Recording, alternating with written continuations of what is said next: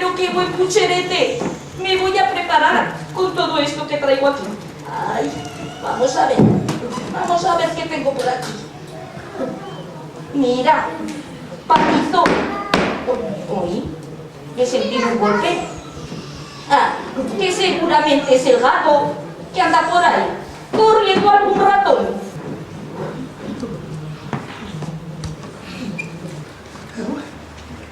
Se está calentito aquí dentro. Sí, antes de que la maleta aquí ande no estorbe. Aquí mismo, ahí mismo dejé la arrimada a la pared. Y vaya la del fuego. A ver si va a coger una pulmonía. Gracias. Siéntese ahí. De comida en casa, nada de nada tengo. Así que se tendrá que conformar con arrimarse al fuego y calentarse, porque otra cosa no puedo ni ofrecerle. ¿Y las flores? ¿Os habéis fijado en las flores?